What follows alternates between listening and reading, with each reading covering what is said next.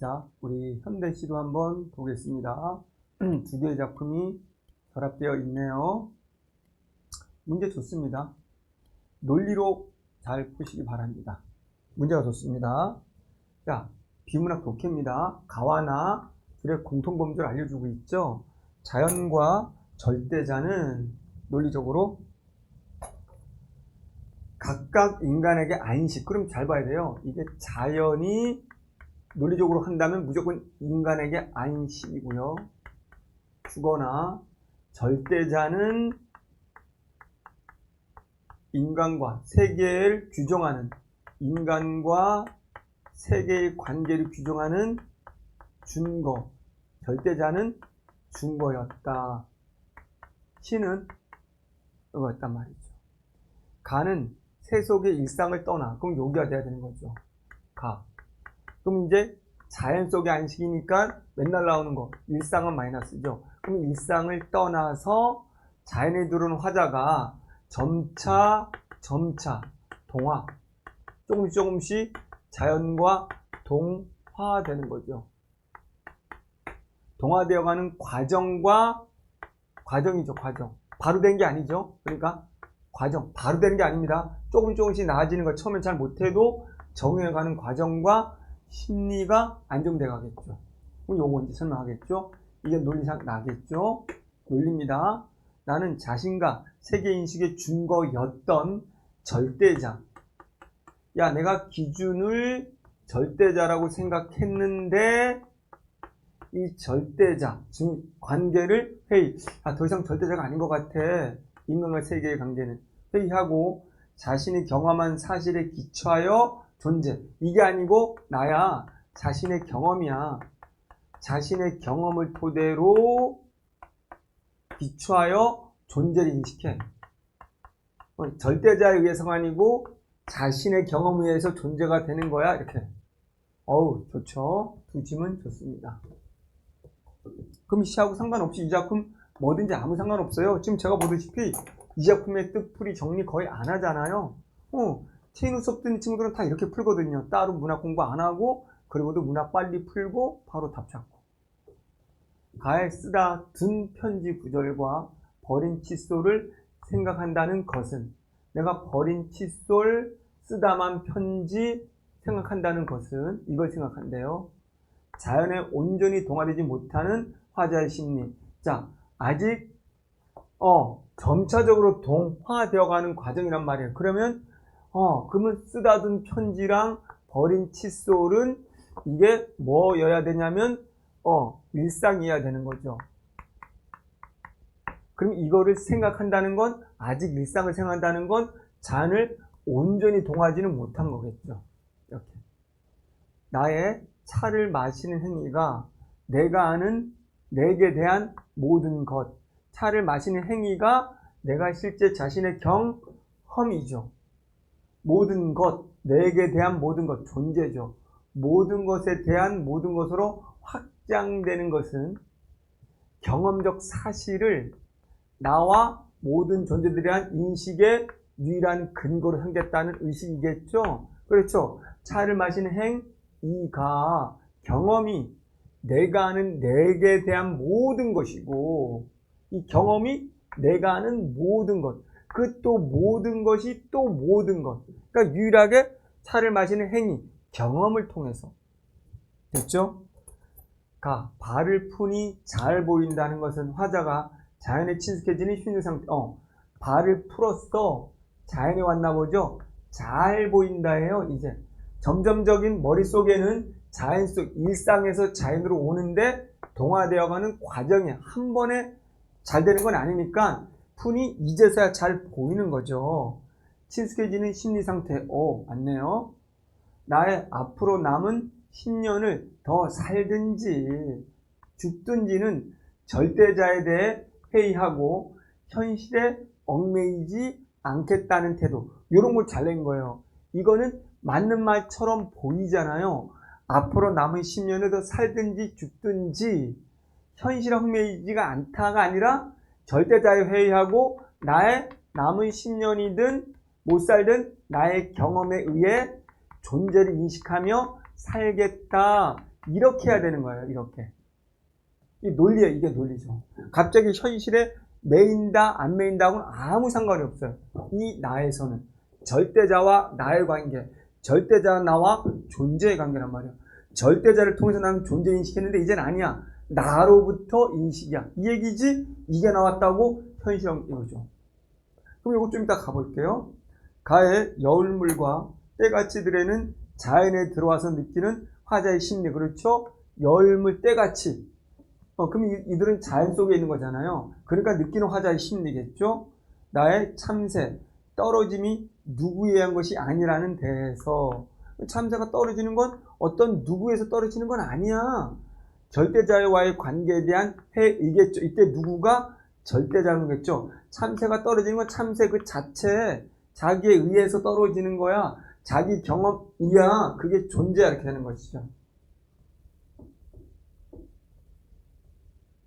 논리적으로 머릿속에 계속 그걸 가지고 있어야 되는 거죠. 이런 것들은 이걸 읽어내는 보기를 통해서 읽어내는 능력이 없으면 이거 못 풀어요. 시 가도. 기준을 우리가 먼저 보고 풀 능력이 없으면, 선택지를 보는 능력이 없으면 문학은 어렵습니다. 근데 요즘 문학이 굉장히 쉬워진 거라고 저는 누누이 강조하거든요. 전 20년 동안 이렇게 가르쳤어요. 보기, 선택지가 왜 주어지는데 논리상 이 기준으로만 움직여라. 이게 학문이고 학문을 이루는 본질이다. 이거거든요. 가의 이 세상을 알아보지 않는 것들과 함께 자연에 동화되는 태도. 이 세상을 알아보지 않는 것들이 하면 자연이겠죠. 세상과 관련 없는 것들. 이것과 함께니까 자연의 동화가 되겠죠. 나의 물은 물일 뿐은 경험적 사실로만 대상을 인식하겠다는 뜻. 그건 이게 범주잖아요. 물은 물일 뿐. 물은 물일 뿐이라는 말은 내가 경험한 물. 이건 물일 뿐이야. 어떤 신의 관계가 있는 건 아니야. 이런 얘기잖아요. 그래서 이걸 한번 가볼게요. 그러면 3번에 앞으로 봐. 물은 물일 뿐, 앞으로 남은 10년을 더 살든지 말든지 이걸 물었지만 문학에서는 X라고 치환하고 앞뒤로 봐야 된다면 잘냈어요. 나에게도 나는 나일 뿐. 이러거든요. 나에게도 나는 나일 뿐, 물은 물일 뿐이라는 건 각각의 경험을 중심으로, 내가 중심으로 나는 나야. 앞으로 10년을 살든 20년을 살든 나에게 나는 나일 뿐이야. 신에 의해서 내가 존재하는 건 아니야. 이제 차를 마시는 나일 뿐. 그러니까 이거는 현실에 만족하겠다 이런 게 아니라는 거죠. 논리상으로 나는 나일 뿐, 물은 물일 뿐, 속은 물일 뿐, 신과는 관계가 없다. 경험적으로 존재할 뿐이다. 내가 보는 경험 자체가 존재를 만든다. 이런 얘기죠. 그래서 답이 3번이 됐고요. 또 뭐 기억 미음을 한번 보세요. 여기도 3번 답이 쉬우니까 한번 바로 볼게요. 비비는은 맨살을 드러낸 돌들. 그럼 뭔지 몰라도 일단 잘못 나온다면 여기잖아요. 가잖아요. 가요.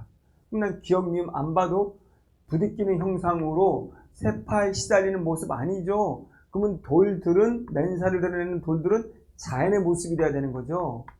그럼 튀는? 라고 한번 가보는 거죠. 그러면